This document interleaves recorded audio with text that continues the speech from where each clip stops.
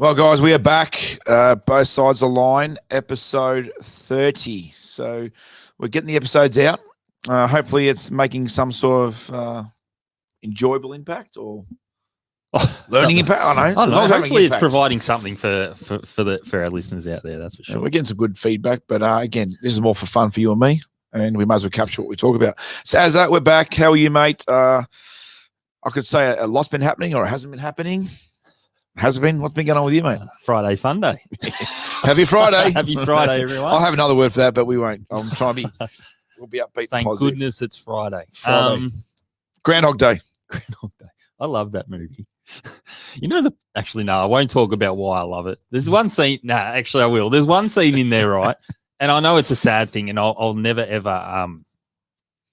There's people that take their lives, but I just find he doesn't talk in this scene. He just wanders downstairs to the breakfast buffet. He grabs the toaster, yanks it out of the wall, and just walks upstairs.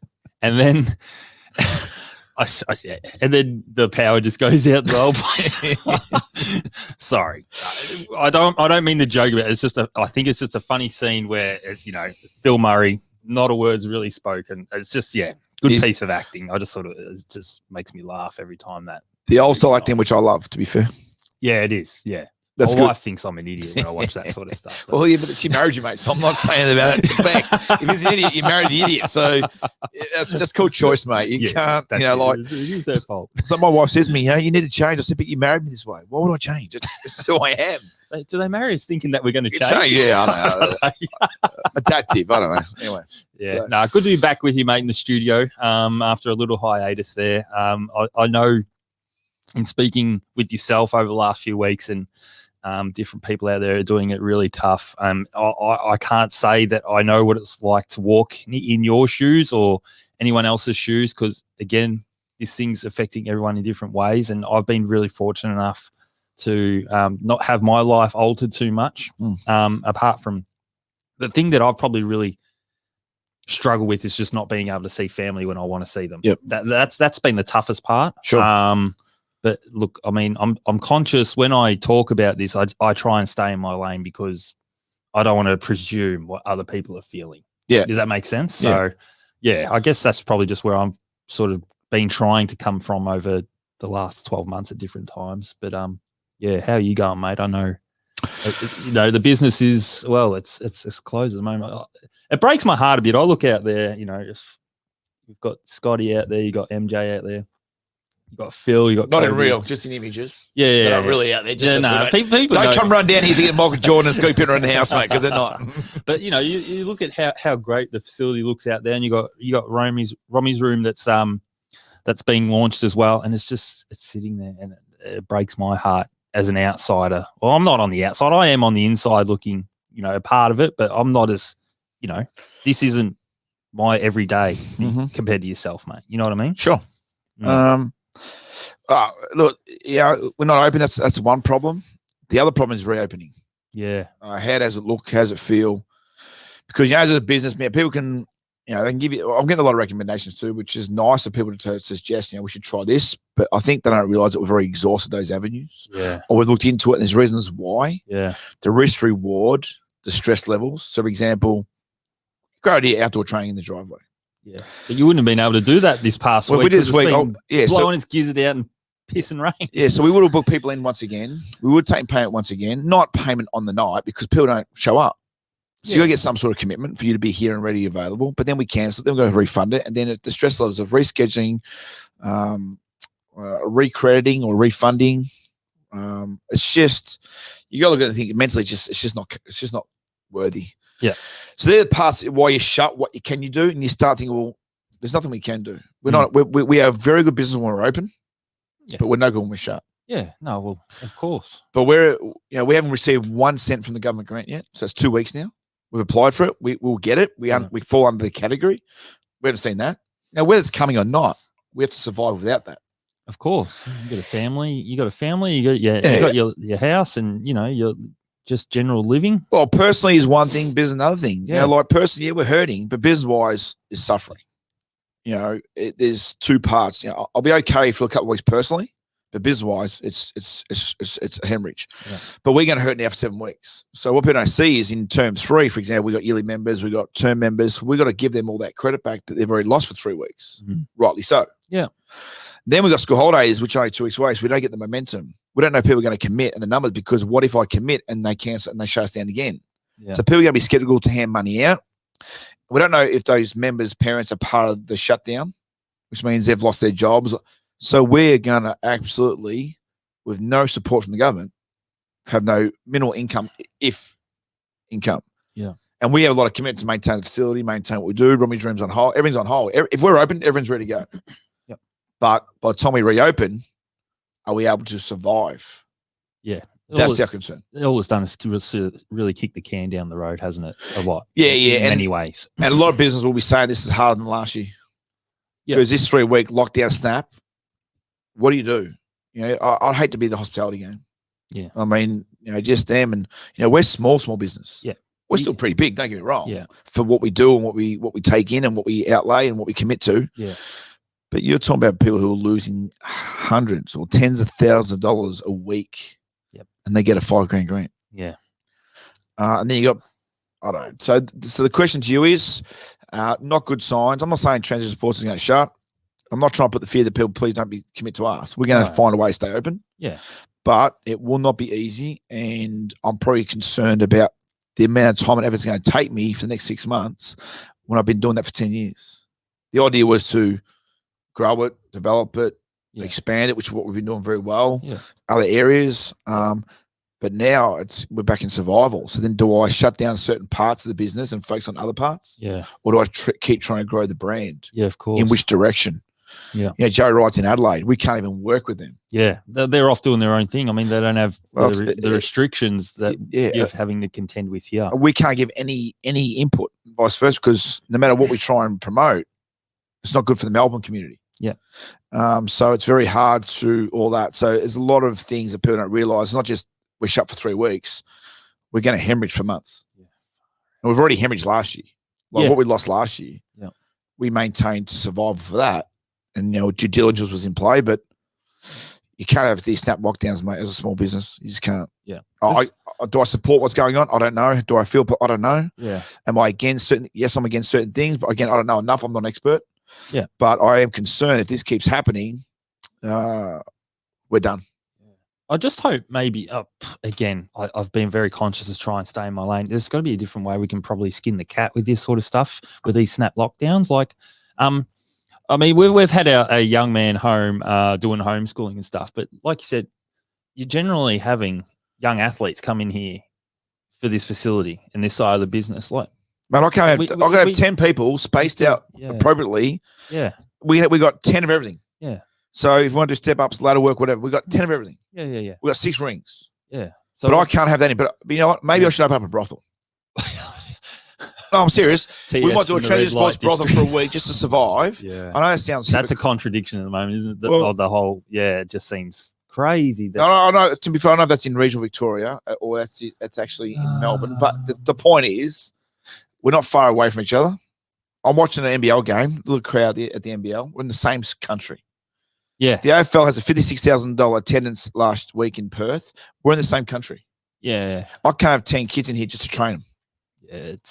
Yeah, that's what I mean. Like, I hope we can perhaps get a bit smarter in the way in which, when we do have to apply lockdowns, I get the understanding around that a little bit as to, you know, we don't want people to get sick, but there's different ways we can do it around, you know, hopefully our younger generation don't suffer so much.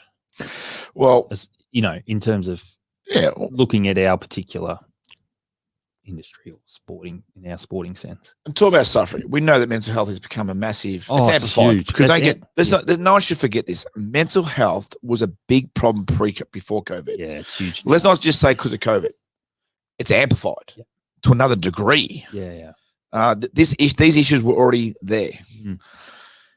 So the problem now is we say, you know, reach out, ring Beyond Blue, or do all your link outs or reach someone. Like I said to you this morning, you know, so say it's a person in my position. I think I'm confident. I've been through a like many others, I've gone through some, not just with business and personal life. I've had challenges, I've had battles, and I've found ways to try and overcome and know when to speak to someone, when not to, and use those services. I've had to. Yep. But I look at now, if I use those services now, they can't help me. So I ring you, you might, and nothing against psychology. My son's doing a psychology degree. I get the system, He has right? to, because he has to try and understand. I'm his life experience, mate. So you are his pet subject. Yeah, He's so- trying to decode the Darren Hindle. He'll get honours. He'll just get honours, Enigma. distinctions all the time. Because Darren Hill's his dad. He'll get it. But so I ring you. You're Beyond Blue or you're whatever, and you say, "How you feeling?" I said, "I'm feeling crap." Yeah. Why? Because the government shut me down. What are you going to say to convince me that I'm going to be able to live this out, fight through this, knowing that financially I'm in ruins, my life savings are gone potentially. I'm 47, turning 48 next week. How do I recover from this? How does my life look? Don't tell me, stay strong, stay well. That's what we've been using those words as well. What can you tell me? Yeah. And I get the psychology concept. If it's a tragedy, different. If life is that per normal say is, you got to learn to, I get all that. But this situation is out of my control. I'm not losing my business potentially because of my fault. Yep. I'm losing and hemorrhaging and potentially going to lose everything I've worked hard for. The sweat, the hard work, the sweat, the tears. And there's been many of them to get where we are today and the emotional roller coaster. What would I gain? And I'm not telling people don't reach out, please. But what would I gain by reaching out to someone? Yeah. Because the conversation's the same. People ring me, and again, I like the people that reached out to me. And actually, I had a couple of people return phone calls. I'm sorry if I haven't. I've just been a bit. The reason I haven't returned some calls unintentionally is because I'm getting caught up in conversation with people that tell me what I already know. And then they want to remind you, I can't believe the problems is or that. I said, I know that. But the more I hear that, the more it agitates me that we're shut. Yeah. So even though we talk about it, it's not a good thing. Yeah. And then we start to get venting. Then we start to get, then I get caught up in that. Mm. So by the time I finish that phone call, it's good they've reached out, but then I've gone back to all the stuff I'm trying to park for now. Yeah, I get you. Yeah. I don't get to park stuff. No. Yeah. And I really appreciate people reaching out, but sometimes it's just thinking of you. What I get that, but when you want to have a conversation, then start to talk about the things I already know about, it's hard. That's what I struggle with. That would wear. Yeah, absolutely. And then you'll come across the wrong way. It could risk the fact that you've come across arrogant and don't want to listen and don't want to hear. And that's not that I don't want to listen to hear. I just don't want to talk about what I already know and I can't change. Yeah. No matter what you tell me, we can't change this scenario unless the government says you're back to full swing. So that's what I'm struggling with. Yep. And I'm be fair, I just don't know what to do, whether I want to do this anymore. Because I just don't have this in me, mate. Like I've battled for 18 years of my life since 2003. Yeah. This is a bigger battle. And I just don't know what to do. Yeah. I just don't know. Yeah. I'm not saying feel sorry for Dazza. No. There's a lot more in the situation. Yeah. But I'm not worried about, I worry about everyone else, but that's how I feel. Yeah, absolutely, mate. No, I can see what you're saying. It's yeah. I wish I knew answers. No, that's fine. Yeah. But you know what? Let's just get. Look, we'll find ways. We'll fight. Don't think I give up, but I am losing a little bit of fire in my belly. But all it'll take is a day we open. I'll see the kids and see everyone again. You watch me just go absolutely berserk. Yep. Like, as in, I'll have the fire, but while nothing's happening, the fire's just out. But anyway, we are tough here at TS. We are who we are. Tough. That's what we do. It's we fight it. And that's what we say, But I've got to be very careful that I'm not sending a message that it's not worth reaching out. Yeah. I'm not saying don't. This is my situation. I'm explaining why I feel that way. Yeah. It doesn't mean I'm sitting at home going, it's come to an end and I'm not going to fight for it. Mm-hmm. I'm fighting for it. I'll find ways of doing it. I just don't want to get down a path that's going to exhaust me, tire me out, and it's a waste of time. Gotcha. Does that make sense? Yeah, mate. Without being arrogant. Mm. Get away from this because I think we all know where we're at. Yep. All right. You're an introvert. You've been an introvert. Well, I'd say you're an introvert. I am an introvert. But I'll say that by nature. But just doing these both sides of the line, I'm impressed by the personality of you. I love you. But I think you forget that we've got, there's people watching and you're in a comfortable position. And the way you've changed. But you put up a post the other day. And I thought, Aaron Benson just put a post on the future influencer of social. I thought you were going to crash Facebook, mate. Because once you speak, mate, Oh, the world should listen, Christ. right? Oh, now you're taking the piss out of me. Good So- on you. No, it's all good, mate. Yep. You put up a post on this is because, as you know, transition sports and my passion is culture, environment, whatever. Yep. So this went up the other day Yep. on your feed. It did. Culture. Now this is you've got this from somewhere. Yeah. So, you want to read and then I'll I'll read it. provide the context. Okay. So this is not written by Azza, but like I said, Azza. But if you represent words, they can be your words. You got because to own them. it represents you. Because otherwise, don't put up a post if you don't want to be attached to those words. Correct. So culture is a dynamic process characterized by the shared values, beliefs, expectations, and practices across the members and generations of a defined group. Culture evolves, becomes what it takes in. It can become stagnant and even degrade if not managed the right way or for the right reasons. To manage, it requires daily care and maintenance in order to cultivate ongoing success. Great. For you to do that, it must have just gave you some sort of fine ability to put that out there. Yeah. So maybe it's about what made you do that. What did you see in that, and explain more about it? Because this is a conversation I'd love to chat about. All right. Excellent. So I'll look for me. A bit of context around it first. So I'm not a big reader. I try to read.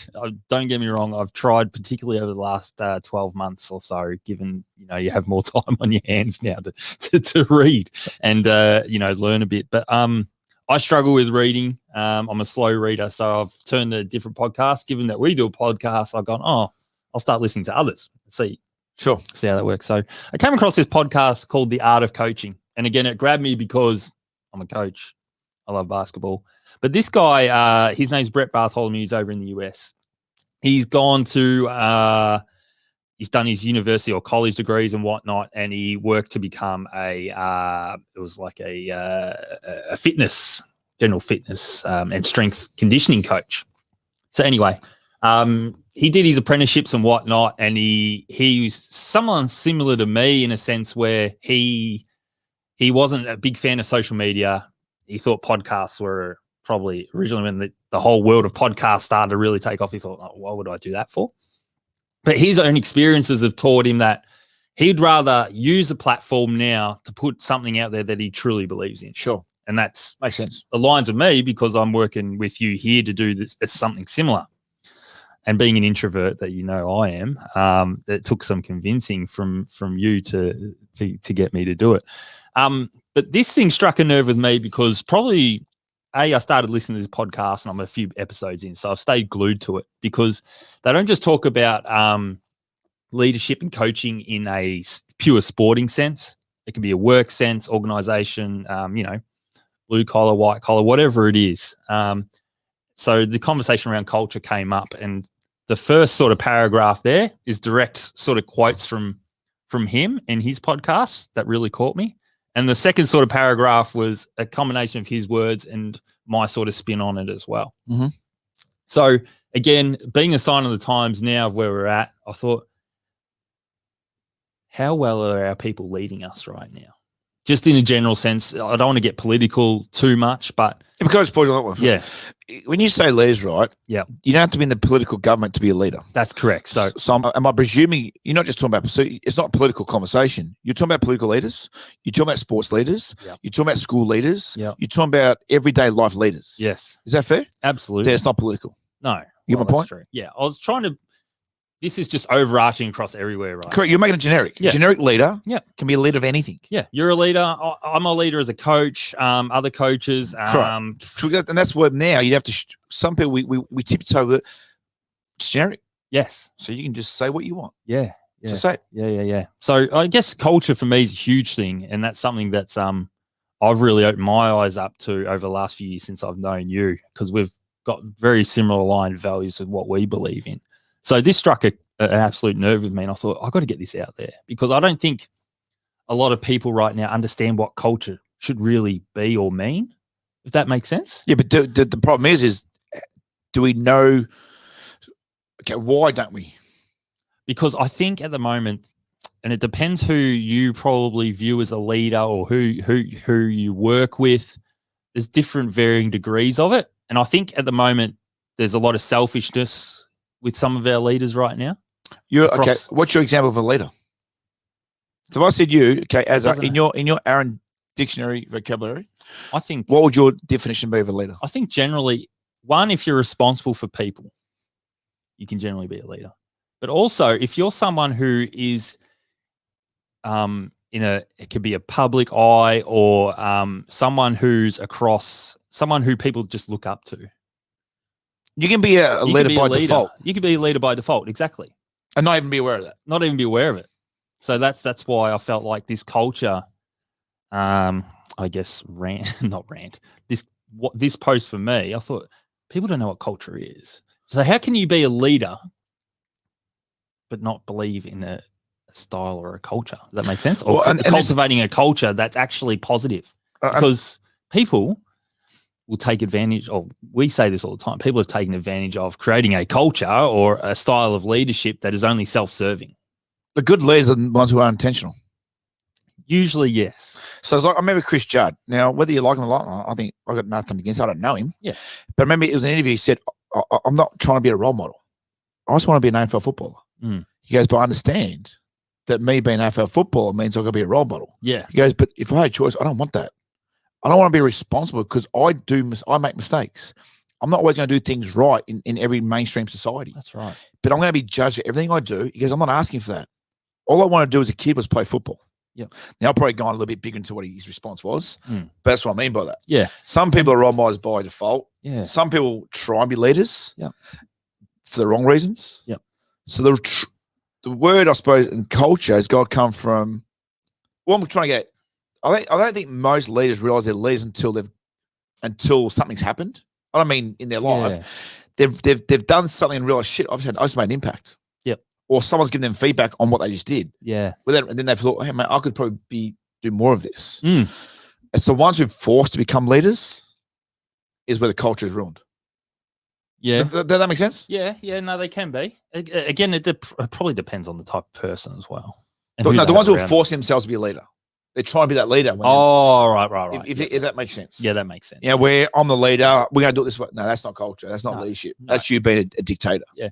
The funny thing is people say like coaching is essentially chaos. Would you agree? Yeah, someone said to me the other day. Coaching's chaos. Well, not the other day, the other week. She goes, Darren, you teach chaos. And I like the way she represented this to me. Yeah. So what we do is we just we put them all in the deep end and just see what happens. We just instead of being the breakdown of the footwork, this, and this, instead of stop, start, bang, let's just go for it. And then we pick apart, we get out of it, and then we can work on those focus points. Yeah, I get you. So she says she's learned that I run chaos first. And I never thought this way. This was 4 weeks ago. Yeah. I ran a session with her and our two teams, and she goes, I've just got it now, chaos. And then you start to unchaos it. Yeah. Is that word, unchaos? Yeah. Oh, I don't think it's a word, but I think you mean strip it back, peel it back, and coach that way. So when you say coach, you mean that it's does that mean it's out of control? No, I don't think. I think and this is what I listen to as well, is you can't control everything. No. Oh, you proved that, mate. I know. But for me, someone who, again, I'll speak from the way I'm probably wired is in being an introvert. I probably will own up to say that I like to control as many things as I can, right? Because that way I feel structured, I feel organized, I feel all those things that keep me balanced. But something that I've probably really learned over the last few years is that coaching is chaos in a sense that you're responsible for your players and the people around you and the parents, the parent groups, all those things that associate and make up your team. They're people and everyone is so different and things affect people differently. We speak about this all the time. It's chaos because you don't know what's going to come the next day. It can shift like that. Anything can happen at any time. It can blow up. Something simple that you go, gee, I didn't think that would blow up or end up that way. Happens. And then all of a sudden you're the leader that's got to try and unravel it, get people back on board, manage that. It is chaos. I never really heard of it like that, but it really resonated with me. And they said, well, if you're in the middle of this chaos, what can you stick to or be true to that's going to help you through that? And that's where they were talking about this whole culture piece here. And that really I've gone, that makes sense. And what I'm trying to say is, when it comes to the cast, the leadership, but the ones who generally care, it will take care of itself. Correct. Right? So we can make it look chaotic, which it is, but then we can make it look so simple at the same time. We know this exists, the chaotic side. Yep. But then we can simplify it. Just care. Absolutely. If you generally care about the people that work for you or play for you, it will work itself out. You'll have your highs, your lows, your roller coaster journey. Yeah. But your defined outcome will be so freaking rewarding, whatever that outcome is. Yeah. Yeah. Absolutely. Financial, business, sporting, or whatever. Yes. But chaotic and simple, they both belong together. Correct. But we don't see it that way. No, because we see, and this was sort of touched on, was leaders these days want to be seen as perfect people. Would you agree? There's no flaws, there's no faults. I've got to say the right thing at the right time. And if I don't say the right thing, I'm going to be strung up for it. You know what I mean? Crossing your T's, which means you're not being genuine. But that's not authentic, exactly. So if authenticity is taken out of it, you are not a true leader. Yes. But the thing is, and this goes back to the whole perfection piece, you're not real if you haven't made mistakes, if you haven't failed. That's the library of learning. That's the library of learning. But then the thing that extends from that is people won't share their failures. I'll tell you what. I've made plenty of mistakes and I could rattle them off like that. Not that people probably want to hear them, but if you ever want to ask, that's where the true learning is. I'll ask you, Daz, you've experienced this. Clearly it's been a failure for you. Can you tell me about it? Like, that's where real learning is, in understanding and learning people's stories, what worked, what didn't work. That's what you can take away and go, maybe I can apply that here. You just said something about people's stories, yeah? Yeah. Sorry, you're right. Have you heard about the new library overseas? I need to go back into it. There's a library where you go in and you listen to someone's story. My wife was telling me about this the other day. I come across I was on Facebook. What country is it in? There's a couple doing it now. Yeah. But there's one main one. It's like not sweet, but one of those type of countries. Yeah. I don't mean one of those type of countries. It's a people library. Yeah. So what you do is you go down. I don't know the full details yet, but this one I've grabbed of it. Yeah. We sit down. Yep. I don't judge your story. Yep. I don't try and redefine your story. I just listen to your story. That's it. That's my book. Yes. Like you need to read a book, Yeah. you can't question it and doubt it and change it. Yeah. So you listen to the person's words and their story. Yeah. And then you walk off and go, I just got some real information from real time experiences. That's right. Going back to all this, I'm not saying about me. Yeah. I made a bad decision by getting in a boat when we were drunk. The ramifications of that decision was a flaw in my decisions and probably decisions I was making prior to that. But then I look back and go, shit, if I didn't get in that boat, and yes, I lost someone dear to me and a few things, and we went through hell and back, but then I wouldn't be where I am today. I would still be a genuine, caring person, but I wouldn't be the transition sports coach where I really want to make a difference. Yeah. If that didn't happen, I probably wouldn't have wanted to make a difference to the degree I want to make a difference. That's right. Yeah. But I'm not saying that faith and that I'm glad that happened. I'm not. But I had to learn from that, which navigated me through other mistakes I made after that because I was erratic. Yeah. I made a lot of mistakes. Opening a business was a bad mistake. Trust me. When opening these doors here was a bad mistake. You don't build a basketball court with no business plan. Now I look back at what I learned. I'm a guy that learns as we go through the process. So who I am today, all those things I've done, I've learned a lot from. Yep. And I think I can give a lot back to people for that. Yep. Absolutely. But it's been a struggle. It's been tough. But what I hope is that my fights and my struggles are easier for someone else if they listen to the story, listen to what I went through, how I struggled, how I made bad decisions on the things I made, and then what made me navigate this way. Yeah. Same concept. Yeah. Sit down with someone. Yeah. Hear the story. Well, that's powerful stuff, isn't it? So, I mean, we talk about reading textbooks and books, but actually leveraging off other people's experiences. You don't take away their whole life story and do that verbatim yourself, but you take away different things and you can mold that and you can find ways to navigate your own personal battles or issues or share that experience amongst others. Isn't that what we're about as leaders? So you know what I do then? Instead of these people that try and toe a perfect party line, so to speak. Remind me to do about my journaling, right? Yep. If you read a book about. That's a stretch at the moment. But no, but this is probably the reason why it has, because I think you're like me. I can't read books.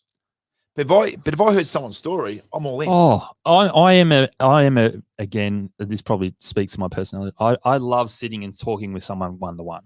I'm not the biggest fan of being in huge groups and I stand up and talk, and like I get that. And there's time and places for that. And that stuff's still incredibly valuable, but I'd rather sit with someone for hours and just talk about this, that, the other. Like how many times when you actually do that, you walk away and go, fuck, that was good. You know what I mean? That's why when you hear, like you and I do that all the time. But that's why, you know, sometimes when I hear these so-called inspirational people on, yeah, I don't know their story. But they're all. No, actually, I'm going down the wrong path here. I'll change it. They commercialize it. Yeah. Let's go to a movie. Have you ever seen the movie Band of Brothers? Yes. Amazing. Yes. Now JB, my son, he's watching it now, and I love that stuff. But what made that even more special was at the start of each episode and in between the episodes, you're actually seeing the real characters. So when you're hearing their story and then they show the episode plays out, you actually can visualize that person in that role and what they actually went through, and you feel connected. But if I read that as a book, it's just a book. Yeah. I think we've lost that. The art. That's why this idea overseas was. I was blown away. Yes. And don't worry, I thought, how could I use that here? But I think I've done that. I tell my story, but in a better way. Other people's stories. I've got so many people I know have got stories. Yeah. But it's not putting them all in a book. It's how do we get the stories out there without it being all negative, but just a learning platform. It's the stories. It's like you said. I'll learn from that. I learned when you did something right or wrong. I'll learn from what you did. Yeah. Now, whether I think I can do it better, that's another thing. Whether I think I can do it, that's another thing. Yeah. But I'm learning from that. Yeah. Because I can compare it. Yeah. That's why I'm not very good at reading fixed books. I think it's just a book. It's just a paragraph. Mm-hmm. And not against psychology either, but sometimes I thought, well, I'll just read the same page. If you haven't experienced what I've experienced, well, then I'll just go to the same book. Yeah. I'm not against. I think they're great people. What they do is amazing. Yes, no, absolutely. So, I guess that's where I was coming from with this quote. Sorry, when we go back to it. So, the whole culture piece is so critical for people who are leaders. So, what are you going to do different? What am I going to do different? So, that's obviously embracing. You've gone, wow. And you've gone, wow, that it's always been there for you, Aaron. Yeah. What's going to change now that you've actually, because if you grab something, you're all in. Yeah, I am all in on it. You know that. I think it's more or less reaffirmed. You're looking at me like, yeah, I know where you're trying to steer me. This has reaffirmed this has reaffirmed the journey I've been on probably the last 2-3 years in particular. Mm-hmm. Do you want to be a leader? That's okay. That's what people don't understand. We might be in leadership roles, but we don't want to be at that type of leader. I just want to do my job. Some people, and that's okay for some people. I've been given a job to go and do X, Y, Z, not here. But I don't want to be a leader because I don't want to feel responsible. I just want to do my job. That's descriptive. That's what I'm here for. It's what I get paid for. Some people don't want to be a leader. Yeah. But people think they're arrogant because they're not true leaders. They just want to do their job. Is that right or wrong? I think what do you mean if it's right or wrong? Do you think if anyone's in a leadership role, they should be a true leader? No. Or is it okay if they just want to do their job? I just challenge what a true leader is. What do you want to be? I just want to be authentic. I just want to be me. Is it a leader? Well, or just Aaron? Depends on the environment. People say I'm a leader because I'm a coach and I'm responsible for others. So I am a leader in some I agree with that, but is that a fair description that everyone must carry? Is what I'm getting at. Because I don't know if that's fair now. Because I've never thought of it this way. I'm actually just doing it now. Just because you're a coach, I think you're a mentor. I think you're a mentor. Yeah, but first. people look up. People will look up to you in the way that you carry yourself and the actions that you. Yeah, but I choose to be the mentor before a coach. That's leadership. Yeah, but then what if I just want to be a coach? What if I just want to coach basketball and nothing else? Yeah, but you're still leading. You're still leading people. You and me on the same page. Yeah. I'm going to be the devil now. What if both sides of the line. I just want to be a coach. I just want to do X and O's, mate. I don't want to do psychology. But that's not it. That's not what it is. I agree with you, but that's the problem. No one really knows now that. Oh, people do. Yeah, but some people, I think, just want to. That's all they want. There are people who play that card in the wrong way as well. I get that. But what if you generally just want to be just a basketball coach, not a mentor? I don't agree with They that. go hand in hand, mate. You and me the same. Yeah, we agree. Yeah. I'm slapping down the argument right now. I'm waiting. No, I don't know. I think it's just more that what if, though, the person just wants to be, that's all they want to be. They love the sport, but they don't want to be the person that has to worry about at the outside noise. So that little safe inner sanctum that they do. Okay. So then it's about the people you're going to surround yourself with. How can we draw out this person's strengths in this environment? So how can we have this person do what they do really well? I get that. But then it's about the people you have around you. Correct. So I wouldn't be surprised if a lot of, so I love AFL, they've got their there's no, a lot of issues with what they're doing. But if you look at the assistant coaches, the coaches, and sometimes I wonder if some coaches just do the coaching side, but they give the other roles of the mentoring, the leadership, to others. So it's so spread that they've all got their role to play. They can, because they're in an organisation that can do that. Yeah. But unfortunately, in most sports, it's one coach does all those roles. In junior sport, that's often the case. Yeah, I just wonder whether sometimes do we expect too much for the person who put their hand up just to help those kids get on the field. Oh, maybe. Yeah, I'm getting that right. Yeah, I know what you're saying. And then you get a love for what you're doing, you love for what. But like me, I'll tell you, I'm all in. If I coach a team, I'm not coaching basketball. I'm coaching basketball second. Mm-hmm, mm-hmm. Yeah, that's who I am. Yeah. What do you want to be? What do you mean? What do I want to be? I What want do to you be a coach. I love coaching. Just a coach. Yeah, I don't see it as anything more than that, right? So now. okay, so I'm interviewing you now, Aaron. I want you to coach a team that I want to know what attributes you'll bring. So if you just want to be a coach, you're going to worry about the game of basketball. That's it. No. So what would you do as just a coach? Because you just want to just be a coach. Yeah. I'm being a devil here, guys, so don't have a bit of fun. You just want to just be a coach. Can you explain what that means in your brief? Just a coach. You put me on the spot. So to be a coach is not just about the X's and O's. Oh, really? No, it's not. So you're not it's just a about coach. leading a group of people towards a steering a group of people towards a common goal. So you want and to represent the organisation or the brand that we're meant to stand for. So you want to inspire people to be better versions of themselves as individuals that's and what within a it's all team. about. So you're not just a coach. But that is coaching. That's mentorship. That's the art of coaching. That's leadership. That's the art of coaching. I don't know what I'm trying to say. I don't know where you're going with me. I'm just messing with your head. Maybe maybe I want to. You know what I'd love to do one day, right? Is I'd love to run some interviews, and again, I'm happy interviewed, but I'd love to do an interview and really break down why have you put your hand up as a coach.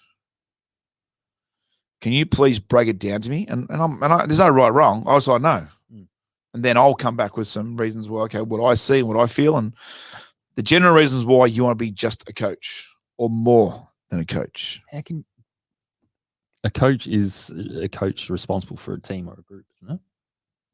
Just in the sport or in life itself? Well, then I'm talking about pure sport right now. The thing is, I just so far, I just, like I said, I'll run life learnings, and then the sport is a tool that I use. So if I coach basketball, Yeah. I'm using it as a tool. Yeah. Well, what we teach and how we go about teaching it is bigger than the sport itself. Correct. So not just a coach, mate. Just put it out. You're a leader. I'm just a coach. You're a leader. You're responsible for the culture that you're growing. So we agree that culture is paramount to anything you try and develop. 100%. Number one priority. 100%. So that's the building block, the foundation of everything. Now, the thing that I found interesting was it's that it evolves. And it does. I see how it would evolve day to day, week to week, whatever it is, team to team. But don't you really have to be very careful around who you bring in?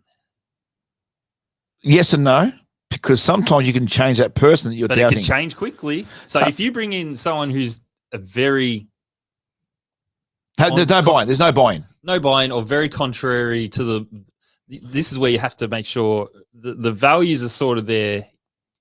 The values have to align somewhere. Does that sound right? So a good example is a guy got coached a month and said you can't win with crappy players. Are you talking about the type person? Jesus. Sorry, I'm just doing a bit of a smart remark there because I can't believe what a comment someone made regarding about trying to be a good coach and you can't do it with crappy players. Anyway. Is there any such thing as a crappy player? Well, we can debate for ages. But But just trying that. Yeah, so I just didn't want to sidetrack you then. Yeah, you've sidetracked me. So culture, but no buy-in from the person that could actually rupture or damage or hemorrhage the whole concept. Yeah, it can hemorrhage or erode pretty quickly or shift very quickly. So the buy-in doesn't happen straight away, as you know. So hence why. Why? Because hang on. Why? Why can't it? oh, You're not going to bring people in. Well, this is probably why we're. What I mean by this straight away. So if I hire you now, so we get a team at tryouts. You pick 10 players. You don't know where they're going to buy in. You only base them on the merit of what they've shown to each other. You don't know the relationship you're going to have with them yet. You haven't built that rapport with them unless you already know. So you don't know you've got the buy-in yet. Mm-hmm. Part 2 of that is you'll start running your trainings, your X&Os, but you still might not get the buy-in because they might be a different style of player to what you're trying to get them to be. So you might have changed their role. But that's where you got to be as a coach. You got to really observe and watch. No, I get that. But that's what doesn't happen straight away. You said why can't happen straight away. The reason it can't happen straight away is you got to develop that relationship and connection. We agree? Mm-hmm. Which does not happen overnight. Mm-hmm. Some people are buying quicker than others. Yeah. Then sometimes it's still that doubt. Yes. So what I'm getting to is D-Day. Your D-Day then gives them the chance to get the what? The buy-in. Yeah. If you can't get the buy-in by then, you know there's a problem. Yeah, but that's where you're sort of more or less setting your culture and aligning your standards of values. Yeah, but you also get kids that haven't got the buy-in by then. Mm-hmm. Like it's hard to get 10 out of 10 straight away with the full buy-in. It might take a third of a season, start of a season. Yeah. But that's the development process. Yeah. That's why I always say it can't happen straight away. Yeah. But what our job is, if the ones who aren't buying in yet, you just got to keep chipping away. Yeah. And that's why it's a dynamic process, like we said there. Yeah. It's a dynamic process in the sense that it's moving, it's got moving parts. You probably want to, as a group, steer it in a direction that you all relatively are aligned in. Does that make sense? Yeah, absolutely. Because I can walk into a room and we do my D-Day and I'll go, I think this is where we're going to go. But when we come out of it, we've actually gone a little bit of a different direction. Because that's a we thing. It's a we thing. So Absolutely. the buy-in has to come that you've given back. Some people want the buy-in one way. It's my way or the highway. Correct. Okay. And that's where a lot of issues are. So if you get the buy-in, I've got to prove to you that I'm prepared to give to you. So some people say, well, this kid's not going to buy in. They're not interested. So what do they start to do? They start to neglect. Yeah. And isolate. Yeah. Without realizing. Well, some actually know they're doing that. What I would do is if I've got that person who's still on the outer, I'll just keep chipping away. Yeah, well, it's a so I've got to give them my time. Yeah, and it's a different evolution for everyone. And we don't know where they've been, where they're from, or what they've gone through and what they've experienced. And of course, they may have not a trust system that may be no fault of yours or mine. So you're constantly maintaining it, aren't you? Yeah, so that's why it doesn't happen straight away. Correct. We agree? Yep. And the buy-in will come in from a two-way street, not a one-way street. Correct. If you can't dictate, you can't be you can't dictate it. Yeah. Like, people say, oh, coach should, coach gives direction. Yeah. Coach might have the final say. Yes. But the say becomes easier once we get the buy-in. Correct.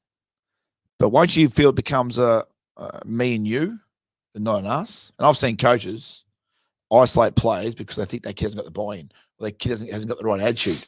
Well, maybe you're part of the reason why they won't have the attitude or the buy-in. Mm-hmm. Maybe you're the problem. Absolutely. And the other 8 have just been sucked into it. You may have smart players who realise these other 8 have got the buy-in. Yep. But you're going to lose them in 3 months. How many times have you seen that happen? Oh, you see it yearly, don't you? Well, you question the relationship between coach and players. So that's why if you stay true, like you said, or you be genuine or you be authentic, and you stay true, 9 times out of 10, the culture should develop. Yep. It'll cultivate. It will. If you're paying your little posses in your little groups and are your favourites, that's not culture. I think it's important. The other thing I'll just add to that is, and I didn't specifically say it, is you want variety in the people that you've got. Now, when I say variety, you want different personality types is great because that's what's going to actually grow it naturally. You don't want everyone who's like me. We love you though. we want you wouldn't want everyone who's like me because it's not going to really grow or develop or go anywhere and become stagnant. You don't want it to become stagnant. Yeah, but I'm going to go off tangent here. Uh-oh. We don't want to be people like you, but you got to remember though, if you got the opportunity to do a team and do 2, and then you might have more of a bigger impact if you want to do that. No, I didn't say if I word that well. I don't think you did. So, why not people like you? Because my fear would be if everyone was exactly a carbon copy of me, it would be a pretty stagnant culture wouldn't it? It probably wouldn't evolve or develop, maybe. Hang on, but if I run a culture, no one's going to be the same. The That's buy-in right. doesn't mean we're the Yeah, same. that's right. So if you are who you are, and you get the buy-in from your players, they're not carbon copy of you. No. So what I'm saying is you don't want everyone to be a carbon copy of you. No. I mean, I don't want anyone to be the way I want. I want to know what say you. that right? No, I just it just sounded like you thought that maybe not enough flair. You haven't got enough flair or enough flavour for people to be that. Yeah, possibly. That's why you want different people with different personalities. We need different personalities. Yes, I need different role players. that's right. And that's what we don't accept. That's why I don't agree with the 1 to 5 man. That's just my Well, view. Yeah. Not because of the number. We can still give the same role, same opportunity, but because we give them a designated number, we've made them a carbon copy of that role. Yes. And when you say, look, can you go run the 2, but I'm just the 3? What's the difference? Well, in junior sport. If you run certain offenses, right? Yeah. Everyone's a point guard. Everyone does the on-ball screen. Everyone does the off-ball screen. Everyone does the cut. Everyone does the back cut. Everyone does the shots. Is ready at the shot spot. Mm. Flex is an example of that. Yeah. Well, we've seen how successful it's been in. Yeah. We everyone talks about. It's probably it. Perth Wildcats. Yeah. Perth Wildcats. Actually, they lost last night. I actually watched that game. Yeah. 69, 63 up, and then lost 74, 72. I'm just gonna. I love the way Brian Goorjian coaches. I'm just gonna say that. There's a reason why he's successful everywhere he goes. Just gonna say. Well, and you know what? I like the way he responded. He was like he's a young kid again. But he's always. We're probably going off tangent again, but he's always so into his group and the game, and that energy and enthusiasm is contagious. Don't get me wrong, and I've spoken with people. I've always asked the question, what's he really like? He is demanding. Make no mistake, but he's so engaging. Yeah, but if you're engaging and you've got the people who want, you can be demanding. Absolutely. If I ask a player, do you want to be the best version of you? Yes. Well, then you're going to let me be demanding of you and put expectations in place. Absolutely. And if you're struggling and not sure, okay, we'll gradually do that. Okay, we'll do that. That's what we've got. We can demand if that person is agreed and bought into the want. Yeah. Now I get that he's coaching at the highest level, so he's got athletes that are this is what committed. they do. That's committed what they to what they do, and they should do. Yeah, absolutely. Like if I hire you as a job, I expect you to, and that's the thing about the NBL. And that we expect if you're a scorer, you need to score. If you're the sixth man, we need you to be the sixth man. Yeah. If That's you're your the job. glue guy, you do the nuts and bolts, you do the hard gritty stuff, you do the chase, the effort stuff. Then that's yeah. So I think Paddy Mills in the first few years at San Antonio, he was the inspiration on the bench. Oh, he was the towel waver. You know, he was the guy that brought the energy and atmosphere, and then he got his opportunity. But for the first couple of years, that's what he brought to the culture. Yeah, absolutely. Which I'd like to know more about that story, to be fair, but I don't know enough to comment. But yeah. So how do you feel? As what's the plans moving forward, mate? Because we don't know what's going on with basketball. No, we don't. Not wholly and solely, do we? I mean, you hear bits and pieces here, there, and everywhere. I was of the view that maybe in a week we might get back to some level of practice. Who knows what that looks like? Yeah, I think we'll get practice in. I think domestic might start back, but I think the VJBL might be a rumor after school holidays. But again, it's all hearsay. No one knows. After school, wow. It's only 2 weeks away. To be fair, so if we go next week and then a week into training, that's only 1 week before school holidays. Right. So there's not much margin. Should we play through school holidays? No. Why? Because I think a lot of people still need to stick to that routine of school holidays because you remember some people are still working. Not everyone's been shut down, so they still need their time with their family. I know they have been doing it. I would suggest that school holidays stays to school holidays. The break of no basketball gets played during school holidays because it just impacts everything else. Okay. Your commitment. Because say, for example, you're a school teacher. You deserve those 2 weeks of no running around crazy, just enjoying some time out. Some people, those 2 weeks give them, especially if you're a big family, like I have a family of 4. Yeah, okay. I get the small families. I get the people who just I get all that. I support it, but school holidays are for a reason. Yeah. It's the break that we must always have and not lose. Yeah. Okay. Because if you play through it once, what's the risk? We'll play through it again. Yeah, I get you. And then the demand becomes, they'll want more. You know, the school holidays are for you to redefine, you know, you're home at night. You're not running around. You get to, especially with COVID, we need to go out for dinners. We need to do our catch-ups. A lot of people have lost their holidays, mate. Yeah. A lot of people, and you know what? And if they still can, people still need to go away. So if we get to school holidays and people can go away, they should go away. Yeah, no, you're right. That's If you're going to tell me we're going to play a Friday night basketball because there's, I now got to cancel my plan. We've had everything cancelled. Yeah. You need your holidays, you need your break, you need your routine. Yeah, fair enough. Basketball's got enough time of the year that takes us up. 12. It goes 11 months. It does. You may get 4 weeks off at the end of a season, if that. Yeah. If But I'll tell you before what, you're if you in told me that we could do a weekend round robin to play catch up, I'm all for that in the normal school, in a normal week.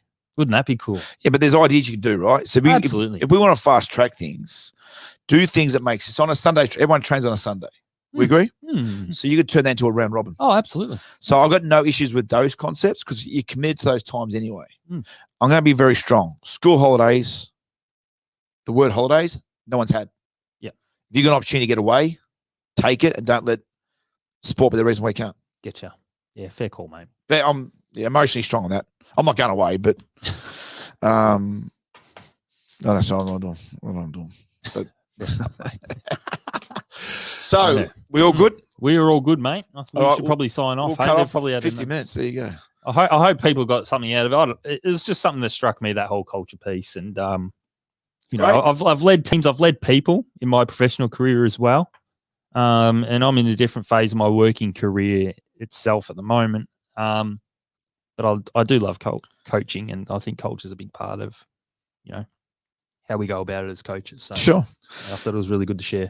Well, I might be in a new phase of my working career as well, mate, because we might not have a business or a job. Don't joke. We'll find ways, mate. I reckon we go picking fruit. Picking, I could do that. Somewhere. In my little, in our little, apparently they're screaming out for. our little Winnebago. We let a little drives and do our little tours and stories, and we'd YouTube it live in the day, live as in Dazza on the road. Can you imagine us doing a would road tour? I would capture every moment. And there's scenes that you just know that if you knew me, you know that Daz would capture the moments, mate. Like, oh, gee. Yeah. Yeah, I'm worried about that. Anyway, if you haven't seen it, yeah. get on Facebook. I beat up my daughter again on shooting, so just get on that one in case you haven't seen that video. I think she'll let you in. I'm going to do another one. You've got to boost the old man's ego. It's called Survivor, mate. It's 48. Love you guys. See you guys. All the best. Take care. Down, out. Episode 30, down. Take care, guys. All the